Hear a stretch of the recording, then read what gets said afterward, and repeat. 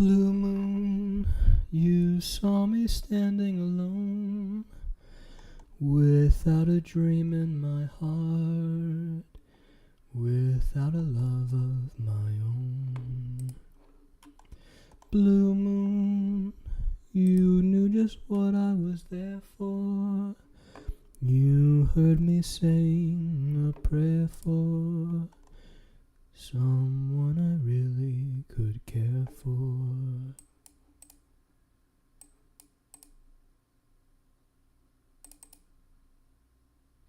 I wonder what he meant by that.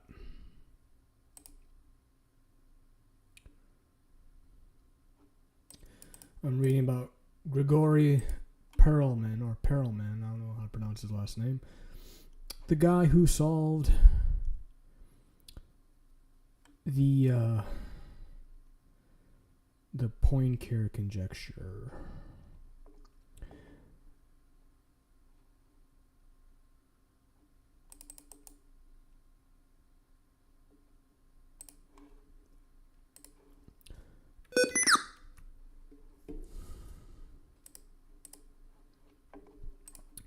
He is known for his contributions to the fields of geometric analysis, Riemannian geometry, and geometric topology.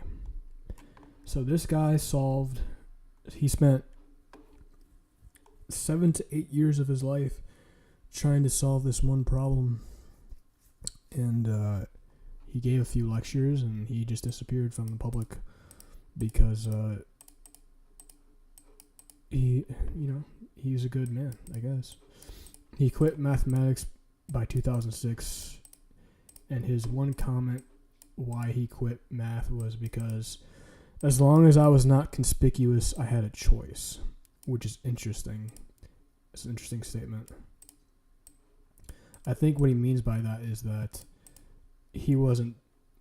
I don't know for sure what it means, but my guess is that since he wasn't unknown before, he could choose whether or not to be a mathematical man or not, and he could choose to solve problems or not. But now that he is known for it, he sort of solidified himself and crystallized his image in the public as this genius mathematician. So I think that bothers him because he no longer has that blank slate or whatever. He doesn't get to choose his how people perceive him, or he doesn't get to choose. Well, he couldn't choose that before, but he doesn't get to choose his what he gets to do now. To his field and to everybody else, he is now known specifically as this guy, and he's probably gonna get a lot of questions regarding it and all this sort of stuff, instead of just doing his own thing. That's why I presume it means. I actually don't fucking know, but that's my guess.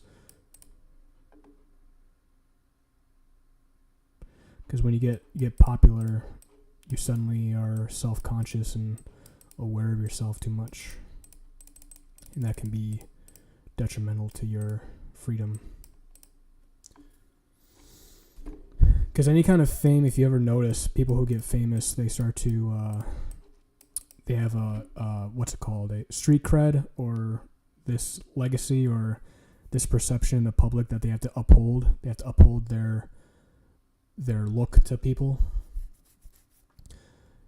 If it's like you're almost obligated to be a certain way when you become a public entity because you're influential. So I get it. I understand what he's going for here.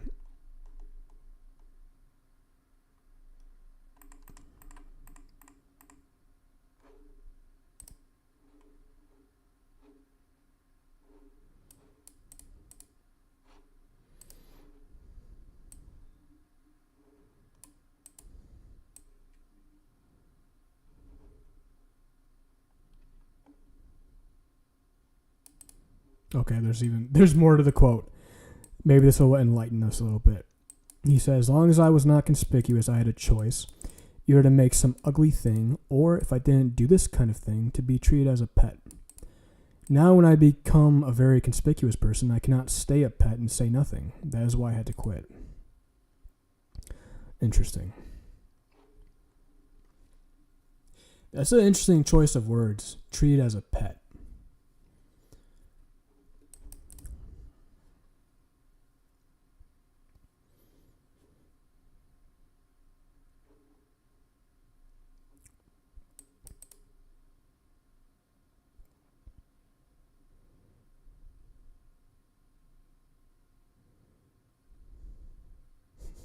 Be treated as a pet.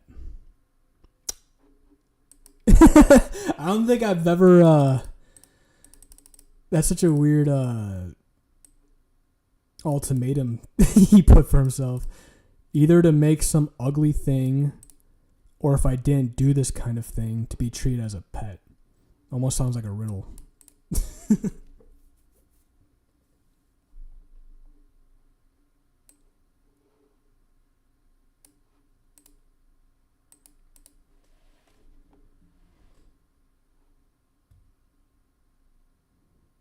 But I get what he means. I get the gist of what he's saying, I think.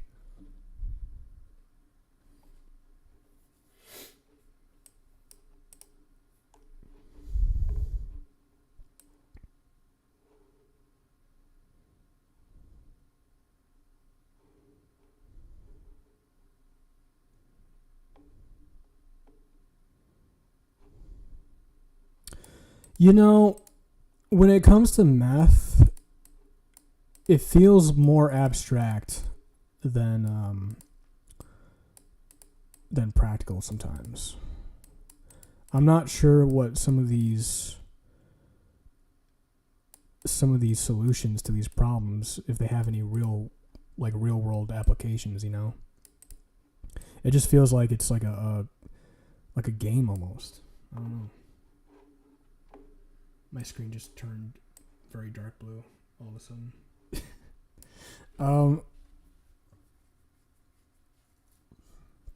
It really does feel like they're playing a game.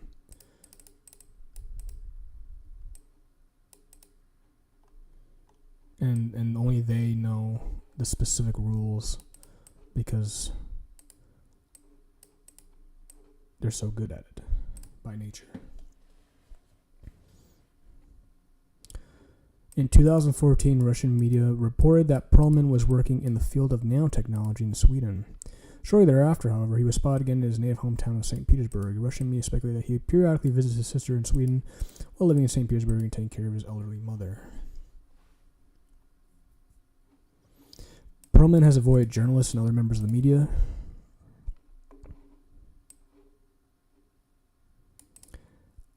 Masha Gessen, author of a biography about Perlman, Perfect Rigor, A Genius, and the Mathematical Breakthrough of the Century, was unable to meet him. Or this has to suck. The person you're writing a book about doesn't want to talk to you. A reporter who had called him was told, "You're serving me, I am picking mushrooms." He's kind of funny. I like this guy. A Russian documentary about Perlman, in which his work is discussed by several leading mathematicians, including Mikhail Gromov, Ludwig... I'm not even going to pronounce half these names. Anatoly Vershik, Gang Tian, and John Morgan, and others, was released in 2011 under the title Maverick Perlman's Lesson.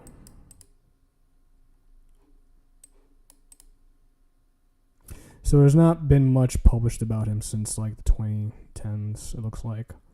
The last thing that was a brief interaction by a writer in 2012.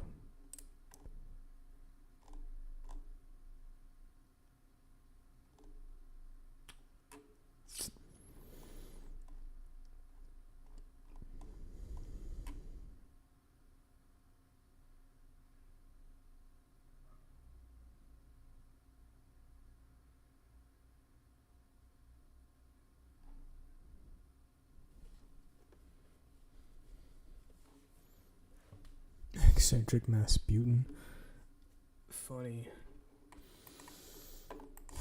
People were saying when this came out that he was selfish for not taking the money because he has an elderly mother and family. But honestly, I doubt he has children, and I doubt he has any extended family beyond that. I'm pretty sure they're doing just fine without millions of dollars, as if he would use it anyways. Like, what would a guy like this need with that much money? Like, he would be doing nothing. Like, it would rot. It would waste. He wouldn't even probably spend half of it. Like, it would just be rotting in a bank account somewhere.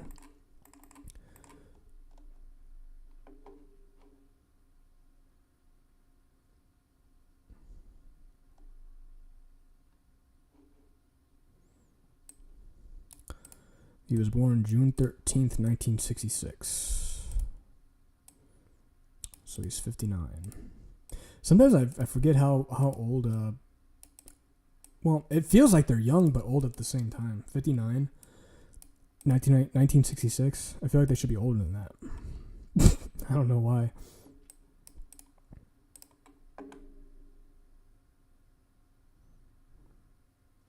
So he's turning 60 in June.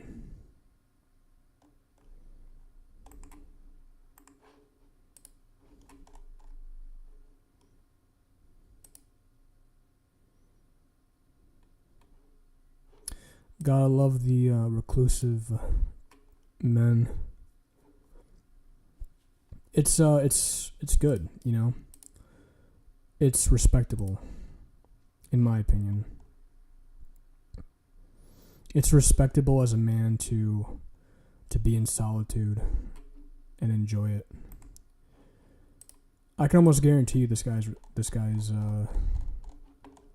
religious, like most mathematicians.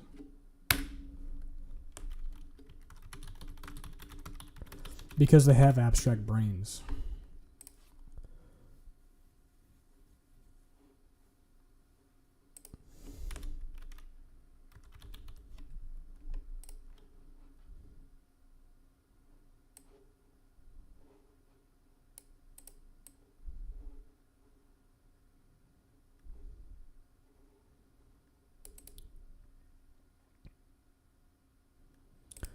Studies indicate approximately 15 to 40%. Well, that's a pretty hard range.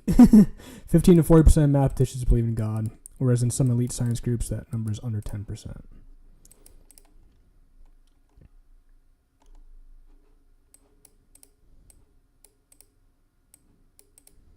Mathematics is sometimes viewed by its practitioners as a search for or connection with a realm of timeless truths, which can be interpreted as a spiritual or platonic experience. Many of history's most influential mathematicians, Newton, Euler, Cauchy, Cantor, were deeply religious and viewed their work as a way to understand the mind of God. So there you go. There you go, man. History's most inspired men were godly men. No shock.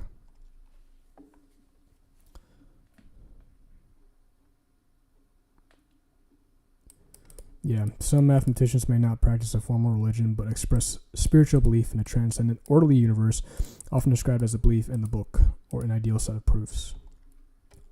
Right.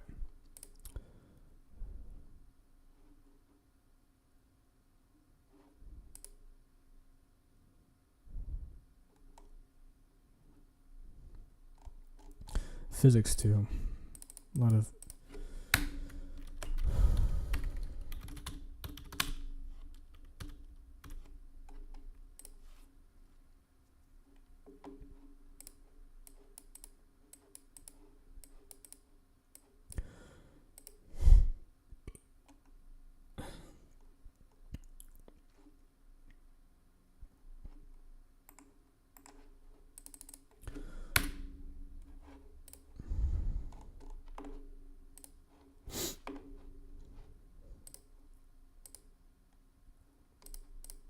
I don't know how you can be.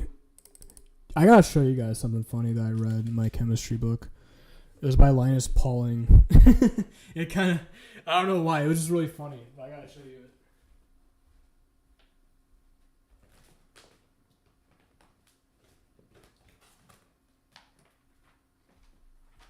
There's like a little thing in here where he, let me see.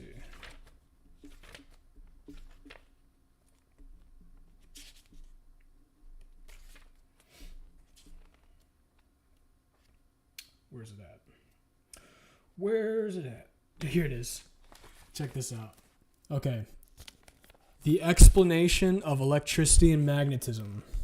You ready for this illuminating explanation he has for us? All right, let me read it out for you guys. He says, you may well ask how scientists explain the fact that an electron is repelled by another electron, or that in general two electrically charged bodies repel or attract one another in accordance with Coulomb's law, or how scientists explain the still more extraordinary and unexpected fact that an electric charge that is moving through a magnetic field is pushed to one side by interaction of its charge with the field. The answer to these questions is that there is no explanation. These properties of electric charges and electric and magnetic fields are a part of the world in which we live. And there you have it. That's his explanation, is that there isn't one. So get fucked. It's really funny when really brilliant minds admit that they don't know something. They know how it works, but they don't know why it works, which is how it is, I guess.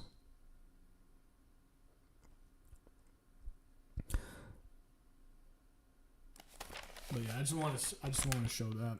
Linus Pauling, general chemistry. You know what? I like Linus Pauling. He's not the best at explaining some things, but I feel like this is a really good book just to get your palate, used to the chemistry, because this is a very, very good illustrated book with references and everything. Look at that. It really sums up everything quite well. Unfortunately, this guy Linus Pauling won 2 Nobel Prizes, but towards the end of his life, he was like rejected by the scientific community because he started to believe that vitamins, like intravenous vitamin C, was able to cure cancers, and he was rendered a quack. So people started calling him a quack because he believed that injecting high concentrations of vitamin C into your system would eliminate most tumors. And remember, this guy won 2 Nobel Prizes. He won the Nobel Prize in Chemistry and the Nobel Peace Prize.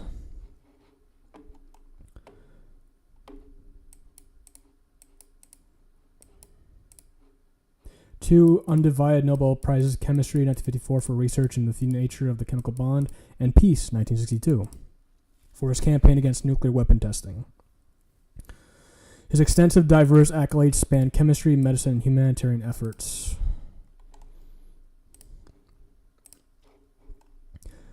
But unfortunately, they had to shit all over him because he believed that vitamin C could cure cancer.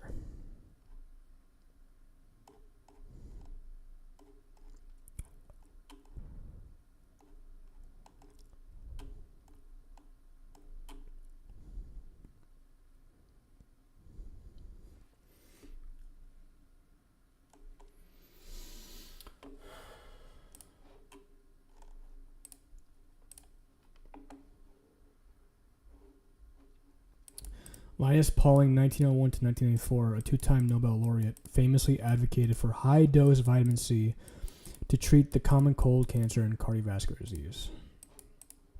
He had a book. It was a 1970 bestseller, Vitamin C and the Common Cold. He promoted daily intakes of 1,000 milligrams or more, far exceeding the recommended dietary allowance, believing it optimized health.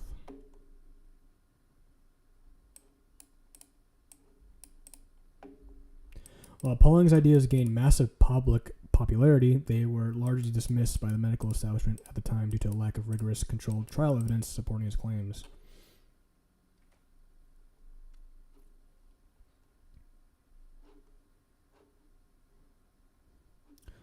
So he said that vitamin C was like a miracle cure for everything. Vitamin C helps build collagen that strengthens cells against cancer.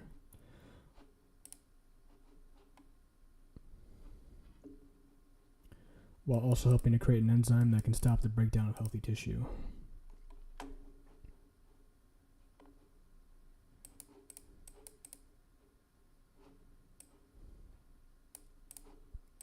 Pauling's promotion of the book successfully goaded researchers at the Mayo Clinic into performing 2 trials of vitamin C effectiveness in treating cancer in 1978 and 1984. But the investigators' final report was decisively against Pauling. Vitamin C performed no better than a dummy medication, so no more than the placebo. No patient had measurable tumor shrinkage. Did they actually use real patients for this? What the fuck? I hope they didn't use actual patients for this. It said no patient has measurable tumor shrinkage, so they were just fucking wasting time on these poor people instead of using lab rats with tumors. The malignant disease in patients taking vitamin C progressed just as rapidly as in taking placebo, and patients lived just as long on sugar pills as on high-dose vitamin C. Surprisingly, and perhaps by chance, there were more long-term survivors receiving placebo than vitamin C. Pauling was enraged. The Mayo trials had used oral vitamin C, while his study had used intravenous administration. And there's a difference. There's a difference. How it's administered, the bioavailability, Bo. It goes through the gut, it doesn't absorb as much, but then if you do it through the vein, your body gets more of it. So he said they could not be compared because of that, but the mainstream medical community had seen enough and largely moved on. Pauling continued the vitamin C crusade for the next 8 years, using his own life as an anecdotal evidence for vitamin C's curative efficacy. Although doctors were unconvinced, the public embraced vitamin C and Pauling.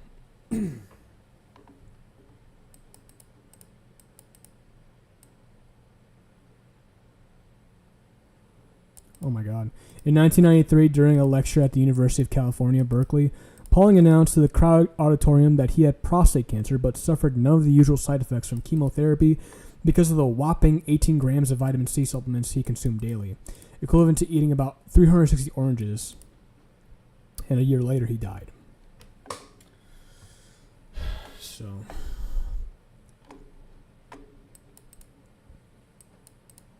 Public interest in vitamin C far outlived Pauling. His crusading stoked a wave of consumption of over-the-counter supplements and fueled an industry that today is estimated to be worth more than $177 billion. Despite numerous studies that show vitamin C cannot prevent the common cold and does little to improve symptoms, products such as Emergen-C remain hugely popular. These products aren't harmful, but they also don't do anything. So this website is the Science History Institute Museum and Library I'm getting this from. You're just going to pee it out, says Amy Bernard, an immunologist at the University of Colorado. It's very expensive urine. So, yeah.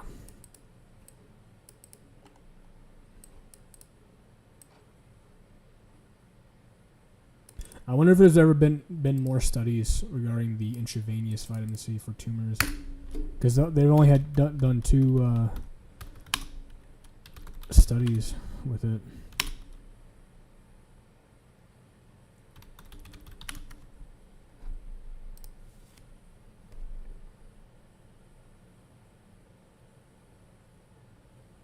So here's a recent one. Intravenous vitamin C, health professional version. So this was, let's see. It said it was published in 2025. Let me take a look.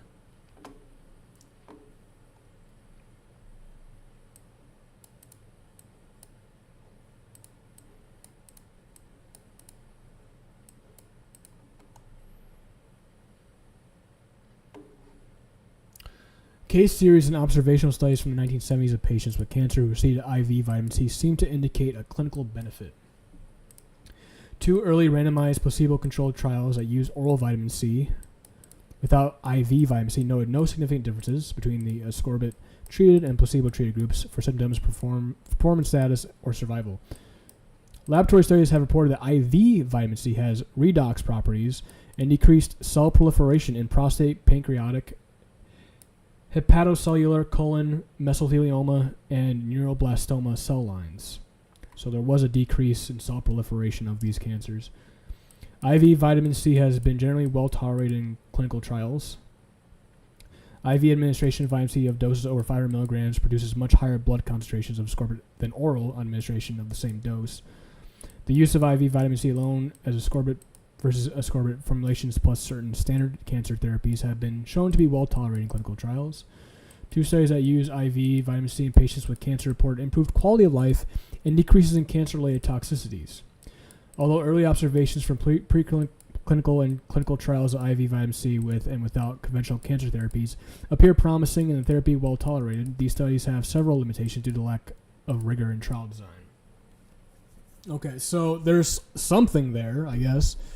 It has some redox properties and decreased cell proliferation for IV vitamin C. And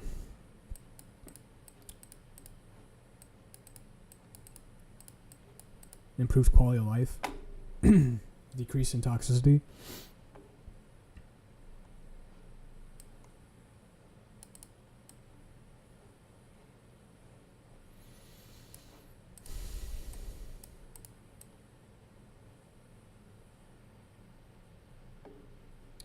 When vitamin C is taken orally, plasma concentrations of the vitamin are tightly controlled, with a peak achievable concentration less than 300. Oh, what's that? 300 micromolar. However, this tight control is bypassed with IV administration of the vitamin, resulting in very high levels of vitamin C plasma concentration, with levels of 20 millimoles. Further research suggests that pharmacological concentrations of ascorbate or ascorbate, such as those achieved with IV administration, may result in cell death in many cancer cell lines. So there's cell death in many cancer cell lines, is what they're saying here. So there's something there. You know, they've actually did some better experiments with it instead of doing the oral vitamin C. Healthcare practitioners attending complementary and alternative medicine conferences in 2006 and 2008 were surveyed about usage of high-dose IV vitamin C in patients. Of the 199 total respondents, 172 had administered vitamin C to patients. In general, IV vitamin C was commonly used to treat infections, cancer, and fatigue.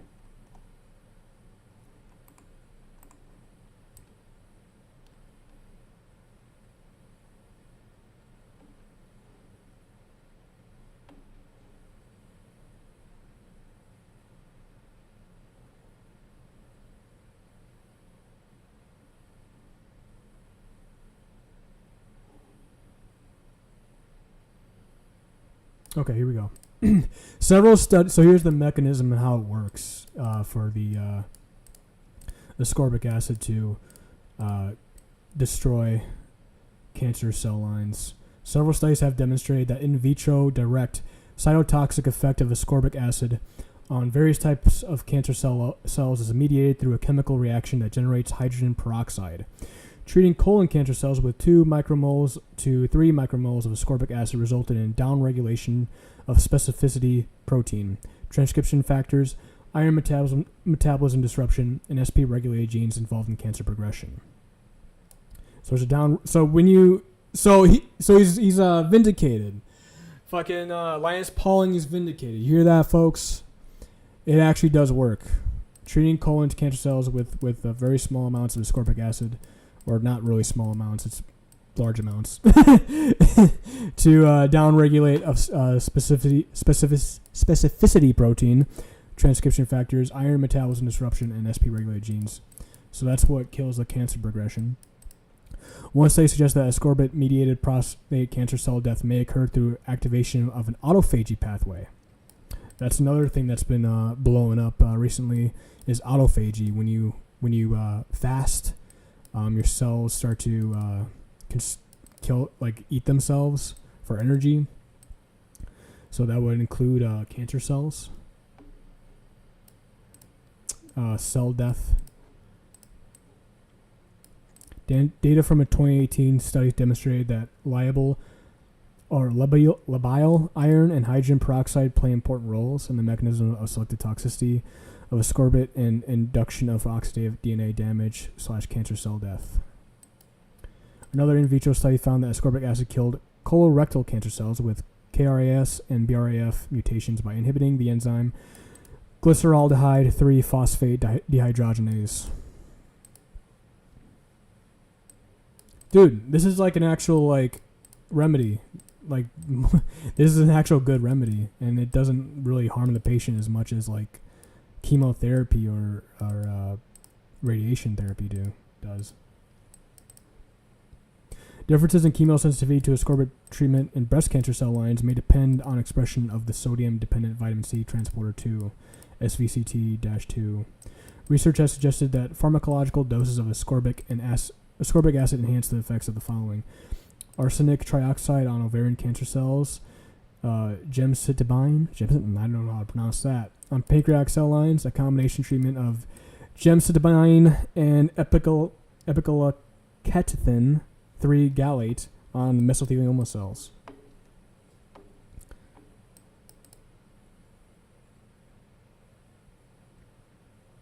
Findings from one study reported in 2012 suggest that high dose ascorbate increases radiosensitivity of glioblastoma multiforme cells, resulting in more cell death than from radiation alone. Okay, so when it works in tandem with radiation therapy, it helps out a lot. However, not all studies combining vitamin C with chemotherapy have shown improved outcomes. Treating leukemia and lymphoma cells with dihydroascorbic acid, the oxidized form of vitamin C that increases levels of intracellular ascorbic acid, reduced the cytotoxic effects of various anti-neoplastic agents tested, including doxorubicin, methotrexate, and cisplatin. Relative reductions in cytotoxicity range from 30% to 70%. Okay. In another study, multiple myeloma cells were treated with bortezomib and or plasma obtained from healthy volunteers who had taken oral vitamin C supplements. Cells treated with a combination of bortezomib and volunteers' plasma exhibited lower cytotoxicity than did cells with bortezomib alone. Okay, so this is using anti-neoplastic agents.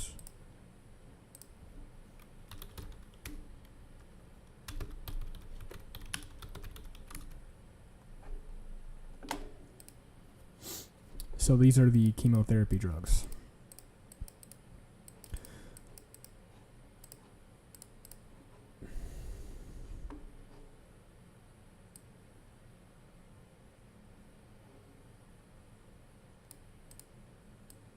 But this was using dihydroascorbic acid, so it's the oxidized form. But it shouldn't matter because the oxidized form of vitamin C that increases levels of intracellular ascorbic acid, so it should still work because it increases levels of the regular ascorbic acid. But doing that reduced the cytotoxic effects of various. I wonder what would happen if they just use regular ascorbic acid instead of the oxidized form. Maybe the pathway using the oxidized form affects it somehow. I don't know.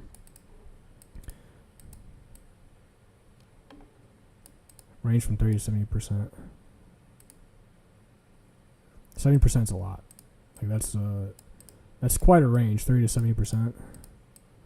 In our study, multiple myeloma cells were treated with bortezomib and or plasma obtained from healthy volunteers.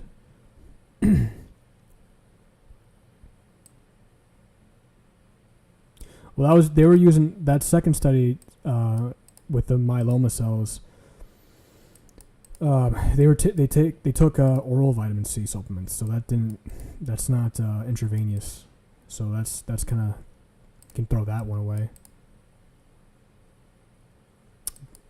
If they're going to be using oral vitamin C supplements, of course it's not going to work. In 2007, researchers showed that oral N-acetylcysteine and vitamin C, both thought to act predominantly as antioxidants, may have anti-tumorigenic actions in vivo by decreasing levels of hypoxia-inducible factor 1, a transcription factor that targets vascular endothelial growth factor and plays a role in angiogenesis.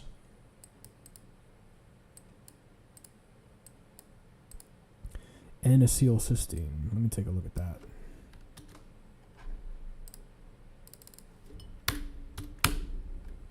N-acetylcysteine (NAC) is an FDA-approved medication and antioxidant precursor to glutathione, used primarily to treat acetaminophen overdose, and as a mucolytic agent for respiratory conditions. It helps reduce inflammation and oxidative stress, with emerging yet mixed evidence for treating psychiatric, neurological, and chronic lung conditions.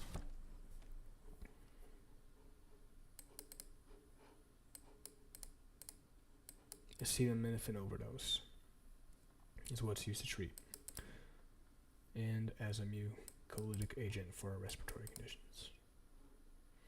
To kill mucus. Destroy mucus. So I'd imagine it'd be used for that one lung disease, pulmonary, whatever. I don't remember. What's that one disease called where you get like phlegm in your lungs?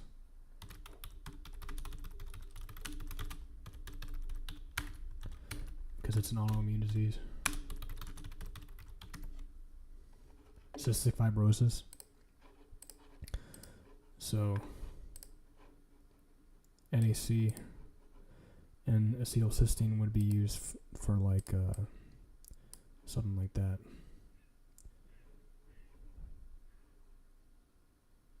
Cystic fibrosis used as a mucolytic agent for something like that.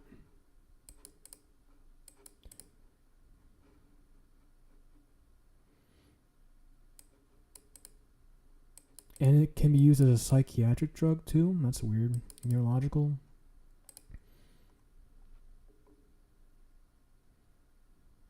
Yeah, see right here. Medical uses. Primarily used to treat acetaminophen poisoning by protecting the liver cells. Cool. Is also used as a mucolytic to break down thick mucus in conditions like COPD, chronic bronchitis, and cystic fibrosis. So yeah. So it acts as a precursor to glutathione, the body's most potent antioxidant. Really? Glutathione? I didn't know that. Maybe I should get more glutathione. A tripeptide comprised of 3 amino acids, cysteine, glutamic acid, and glycine, present in most mammalian tissue. Glutathione acts as an antioxidant and free radical and detoxifying agent. It's a master antioxidant. Wow, look at that. It's a potent master antioxidant. I like that term there. Master antioxidant. Produced in the body cells that protects against oxidative stress, supports immune function, and aids detoxification. Key benefits include improved skin health, reducing melanin, increased energy ATP production, enhanced liver function, and reduced inflammation, and potential anti-aging effects. I'm gonna get that. Glutathione. Let me buy some glutathione.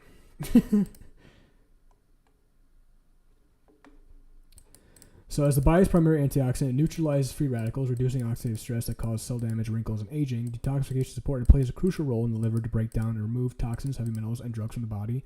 Dude, this is a fucking awesome drug. We need to get with more of that shit.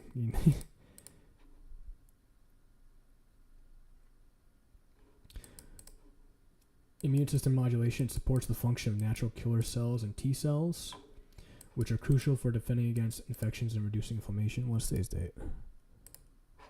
Sorry, guys. Hello? Let me see the date. Stupid ass computer. Windows 11 sucks. It's not even letting me see the date. When I click the date, it doesn't show me the date.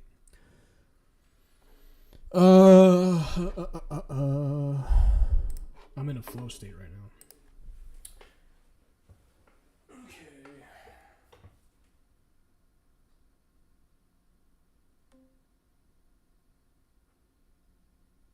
It's Tuesday, so it means tomorrow I gotta finish that shit. Fuck. Okay. School is so gay. So, powerful antioxidant and anti-aging. It neutralizes free radicals, reducing oxidative stress that causes cell damage, wrinkles, and aging. Detoxification supports. Plays a crucial role in the liver to break down and remove toxins, heavy metals, and drugs from the body.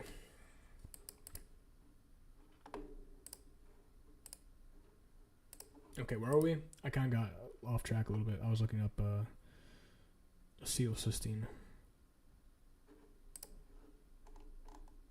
It's a mucolytic agent.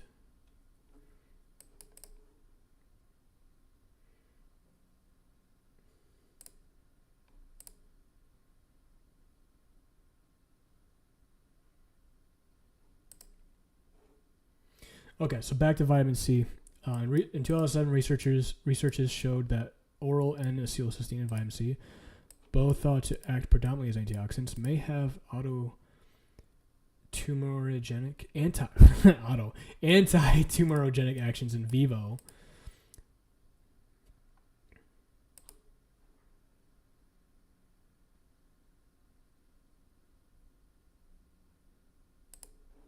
By decreasing levels of hypoxia inducible factor 1.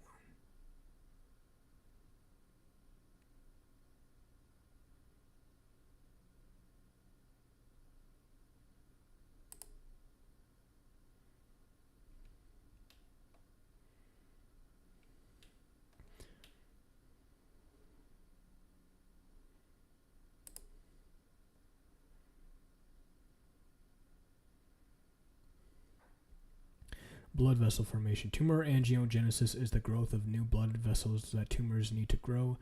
This process is caused by the release of chemicals by a tumor and by host cells near the tumor.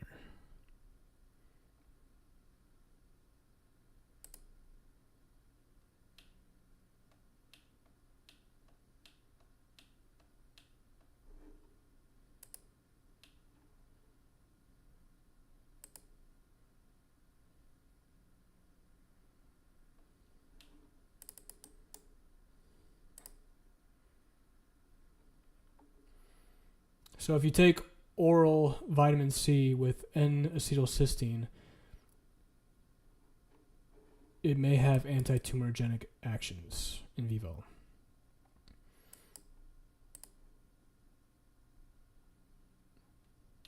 Because it decreases the levels of a transcription factor that targets vascular endothelial growth and plays a role in angiogenesis. So it kind of cuts off the tumor's ability to get nutrients because the blood vessels won't grow.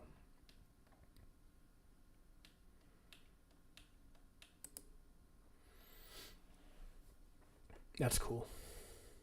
So guys, basically what I'm getting from this is take oral N-acetylcysteine and vitamin C in tandem, and you'll have healthier cells. Hopefully. These are just from animal studies, though.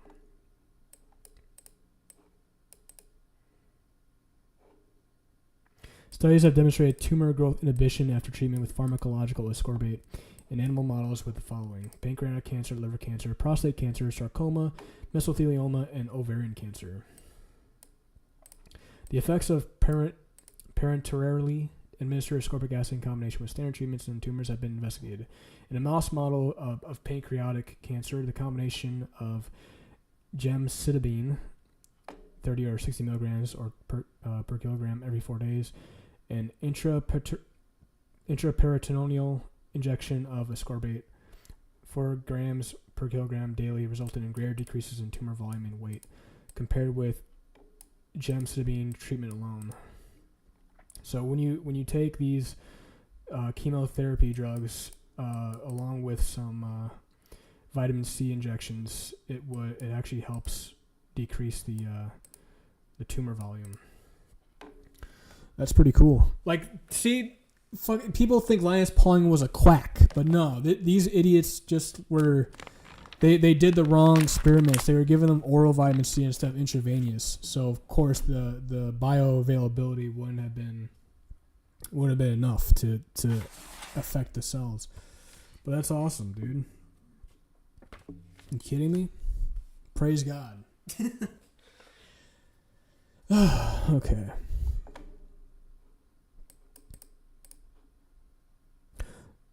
Okay, so N-acetylcysteine and the glutathione I'm definitely gonna start taking. Let me let me look up some glutathione.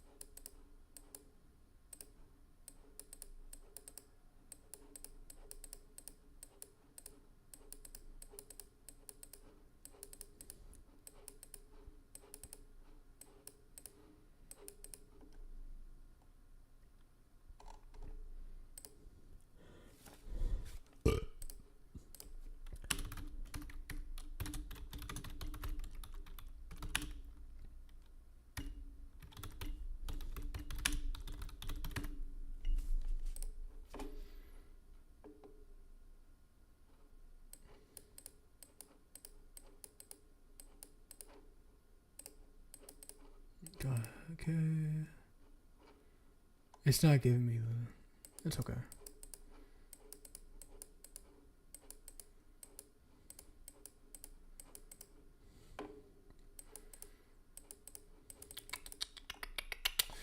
It doesn't give me the recommended dosage.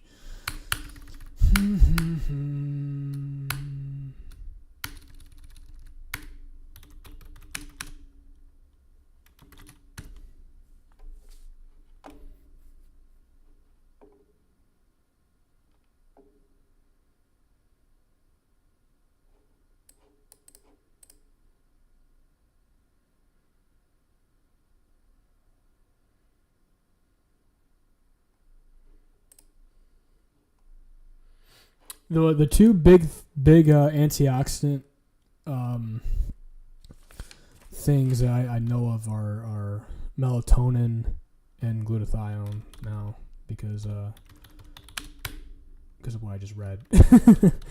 Master fucking antioxidant is crazy.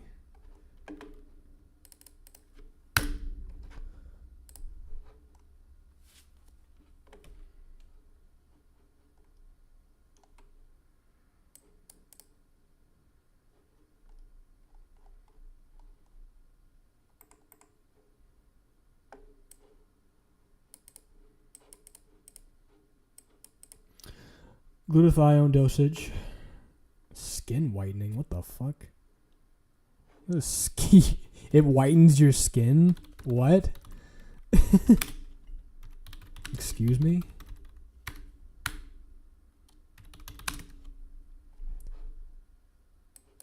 What? That's crazy. Glutathione is a popular antioxidant used for skin lightening, so it inhibits melanin production. Oh yeah, I forgot that little tidbit. That's weird. So it literally makes you whiter. That's crazy.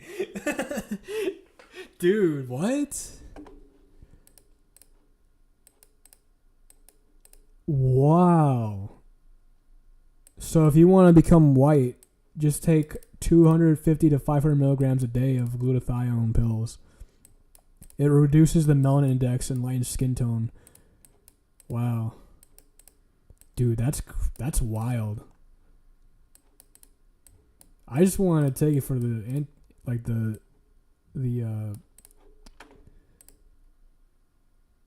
I just want to take it for the antioxidant effects. The fuck is gonna make me pale as shit.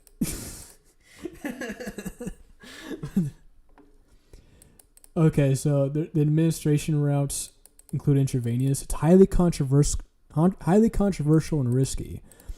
Though used for rapid effects, it is associated with severe side effects like hepatotoxicity and anaphylaxis. Ooh, that doesn't sound good. I don't even know what the fuck that means. Let me look it up. Hepatotoxicity is liver damage caused by chemical-driven non-infectious agents. Interesting.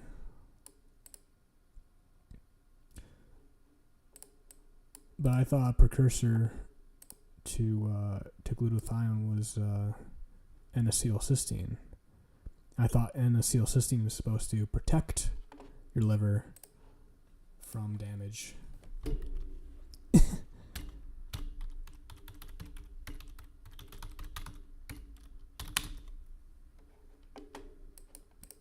That's interesting.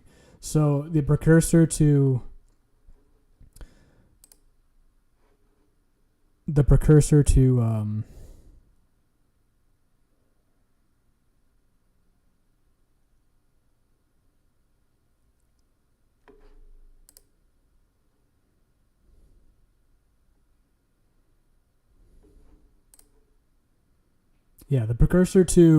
glutathione, N-acetylcysteine, is supposed to protect your liver from damage.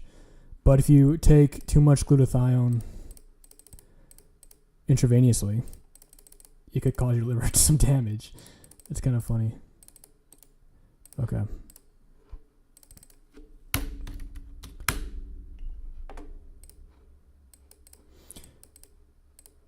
Ooh, and then you get allergic reaction too. Don't want that. So don't take it intravenously. Bam. Easy as that. So guys, if you want to become white, just take glutathione, 250 to 500 milligrams per day, and you'll get very pale, apparently, according to this. But also there's topical creams. 2% oxidized glutathione has been shown to improve skin tone, elasticity, and reduce wrinkles. Well, there you go. And it makes you whiter.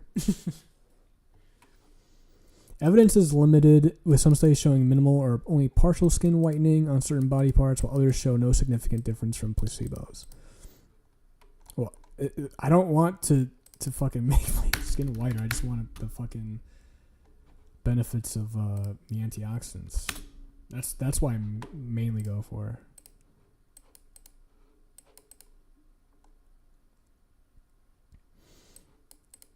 It's a little ironic because the less melanin you have in your skin, the more susceptible you are to skin damage from the sun. So it may reduce oxidative stress, but then when you go outside, you better wear some fucking sunscreen.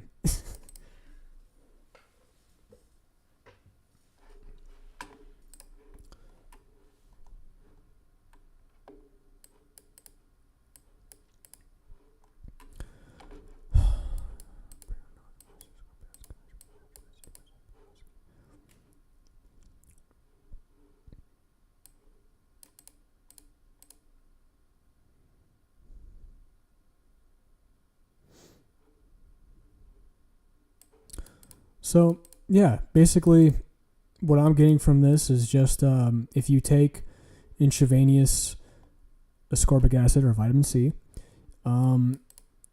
it can help reduce tumor growth. The evidence is here, so I don't see why more doctors don't do that in conjunction with the normal radiation and chemotherapies.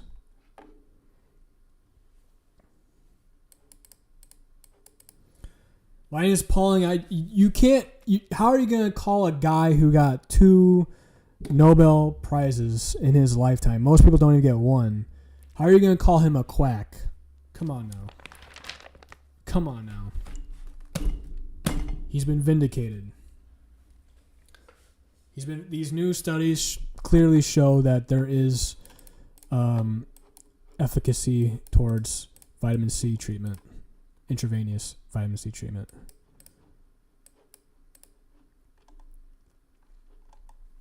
So there you go.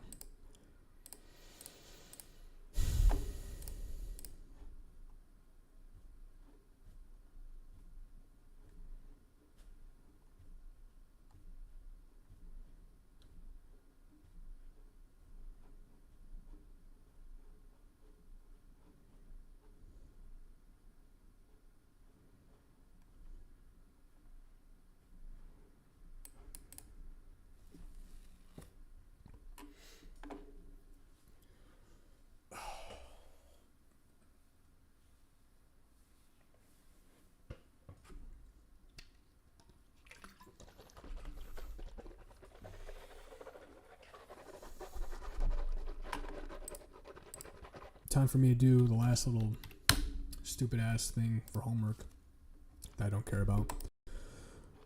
Alright.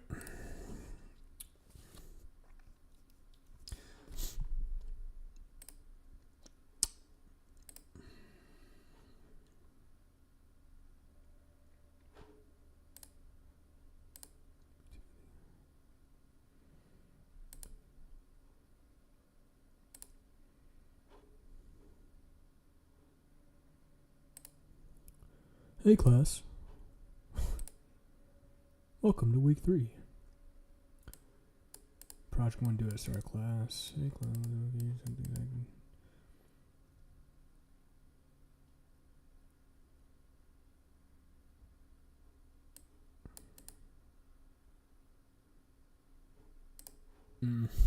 stupid. I don't regret anything in life, but I regret letting a fucking dumb bitch, pardon my French, decide to give me this class because it's fucking useless. If you ever see some dumb bitch and she's annoying as fuck and she tries to like do something for you, tell her fuck off.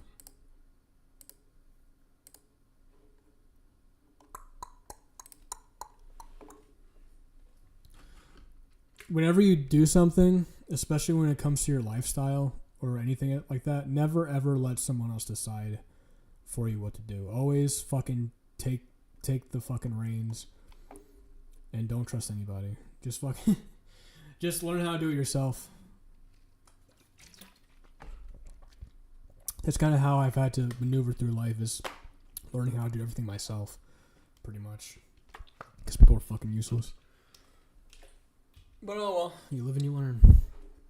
Okay. Whatever. I'm sure, like I said, I'm not going to get anything from this fucking class. It's fucking stupid. It's literally just graphic design shit, which I do not care about graphic design. I did a graphic design course like a few years ago, and it was so fucking boring. It felt like I was a child. It felt like I was in fourth grade or something. Teach me about fucking shapes and shit, bitch. I know what a fucking circle is. I know what a triangle and a rectangle are, okay? I don't gotta know what looks good and looks cool. I decide what looks cool, okay? I'm an artist. I decide that, okay? This entire idea of just like, you have to know about fucking spacing.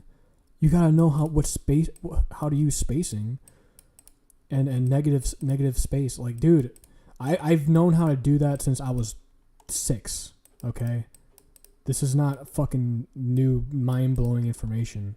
I know graphic design. I know how to make things look good naturally because I'm an artist. I'm a creative. I don't need to learn how to do it. I just do it. But anyways, whatever. Alright, let's just get this shit over with.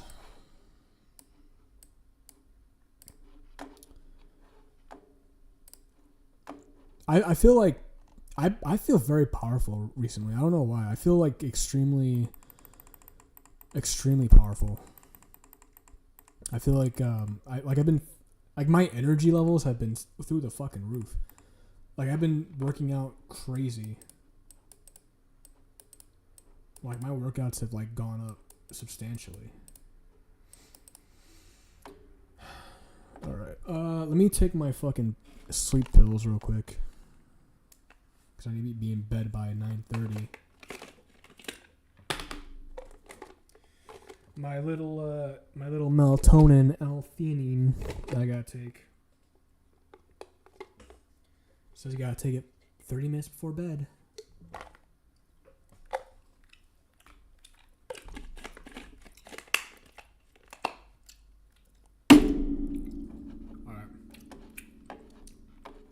We now have 30 minutes to do this shit. Let's get it.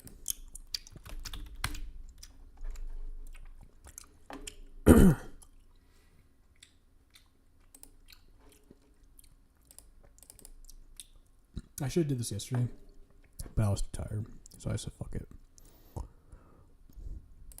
Let's do tomorrow anyways, who cares? You're not even submitting anything, you're just like showing the fucking class that you know how to follow simple directions.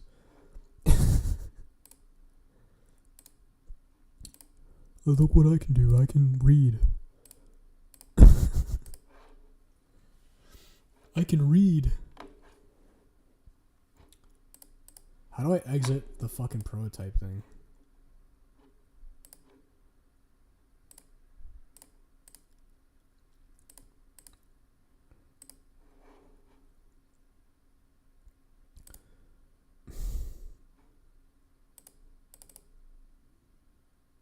Okay, there we go. How many fucking pages is it? 11 pages? Okay, whatever. I've already created simple vector shapes in previous. Let's dig a bit deeper. Get started. Rectangle tool. Oh my god. More fucking shapes. Okay. Select the rectangle tool, toolbar, and draw a rectangle. We're gonna make a rectangle. Okay. There you go. There's the rectangle. Do you guys want to see my screen of me doing this dumbass shit? No, it'd probably be too boring. You can just listen to me talk about it. Draw a rectangle all the way across the top from left edge to the right edge and make the height 48 pixels. Okay. Make the height 48 pixels. 48. Enter. Oh, that's the width. My bad. Fuck.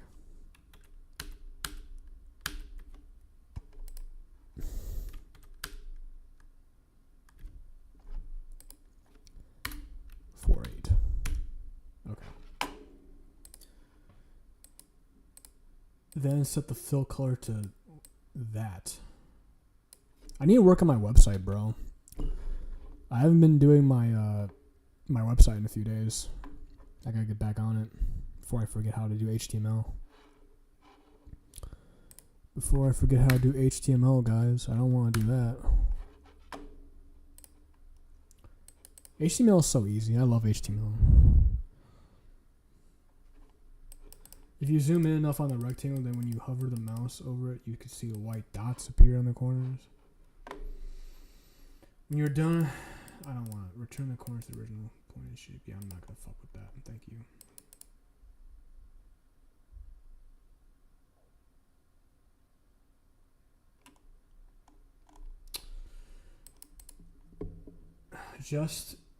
We want to round just the bottom two corners while keeping the top two corners pointed. Control key. Oh my god, bro. Fuck my dick. This is so pointless.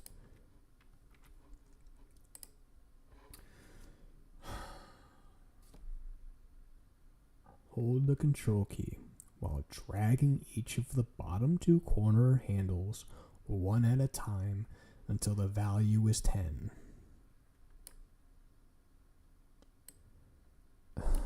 Why isn't it working? Okay.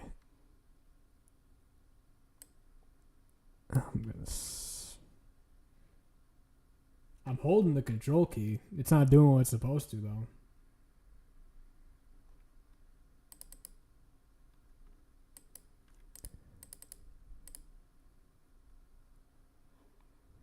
Motherfucker.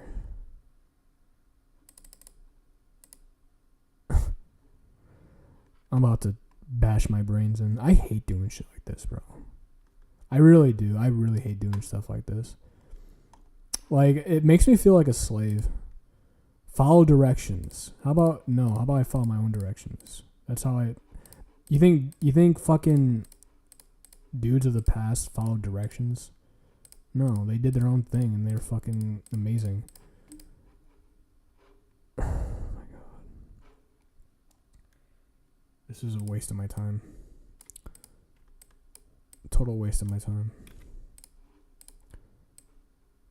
I have way more important. I was considering dropping the class, to be honest, but whatever. I really was. Oh, what's up, Letitia? Sorry, I wasn't reading my chat. Yo, me and Nate were talking and something came up which made Nate hear your voice in his head. When he said that, I literally saw your face pop up in my feed. You're infused into our brains. Really?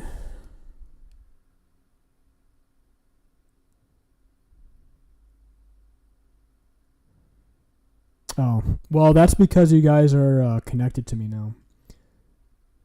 You guys are like, what's it called? You guys are entangled with me, like like quantum entanglement, you know?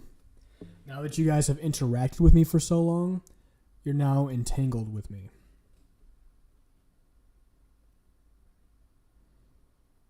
So I'm psychologically terrorizing you now. I feel like every person I come into contact with, I influence like hard, and they'll never admit it because that'll make my ego too high, or too big. But I really do feel like I make a big, huge impact on people who I meet because I'm like a unique person. So like I give them like a unique experience.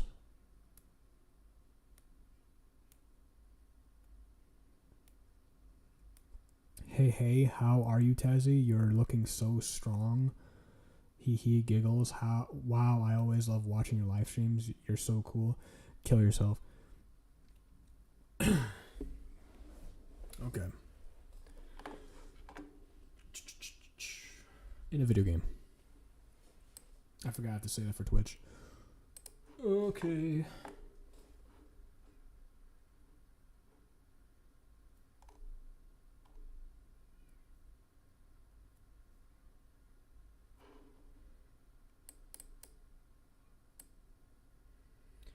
Why is this not working, bro?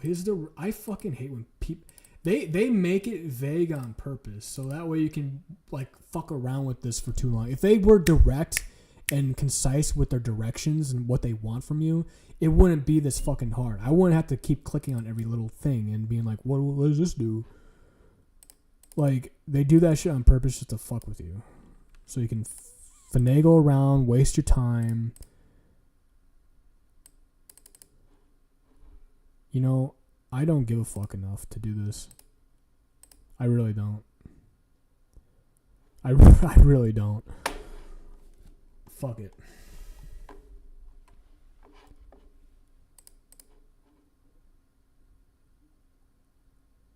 Because this just moves the fucking corner.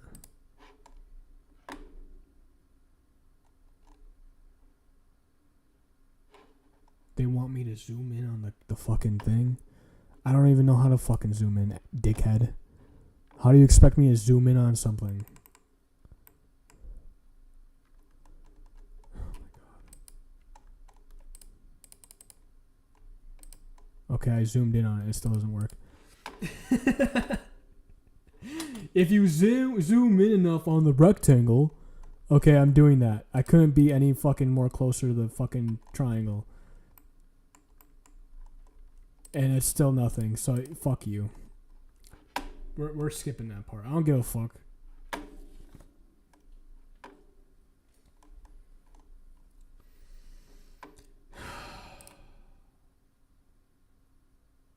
Control Shift W. I can almost guarantee that doesn't do shit. I'm not gonna do that.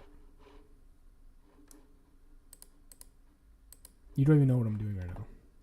I don't trust that. Also, I think this stuff works fast. I'm already feeling tired. That was like, what, I took this like 6 minutes ago? 7 minutes ago? And I'm already feeling tired? Shit. Alright, we gotta get through this.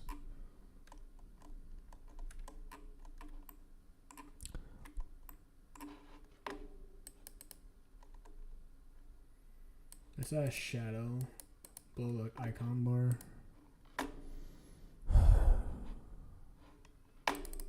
Stop making me do things, bro. Effects.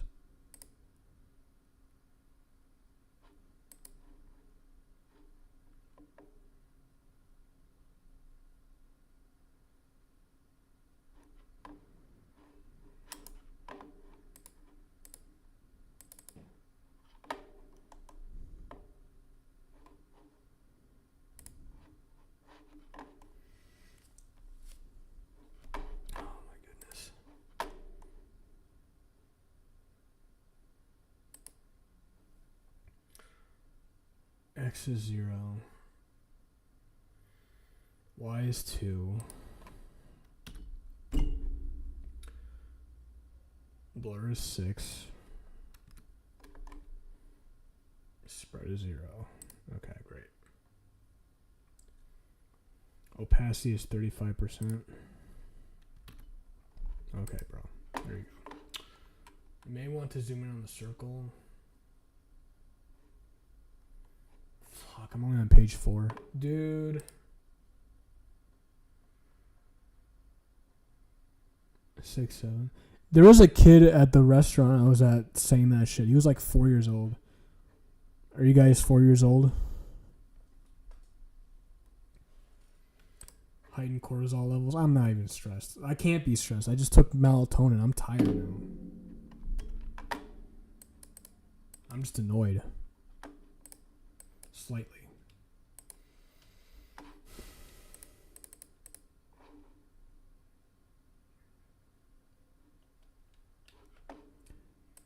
Never let a woman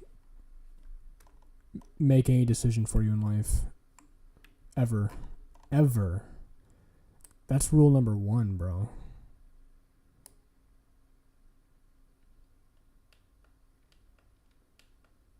Never let... You know what? I'm going to extend that to everyone. Never let anyone make a decision for you in your life. You fucking make the decision. I always felt like my dad was smart. I take him as an advisor because he usually knows what's good. But ultimately, I'm the one who makes the choices. I'm not going to do this. All right. I'm going to do this tomorrow after work. I still have like, what? When I get home at like 3 o'clock or something, and then I have like 3 hours. Yeah. I'm going to do that tomorrow. Fuck it.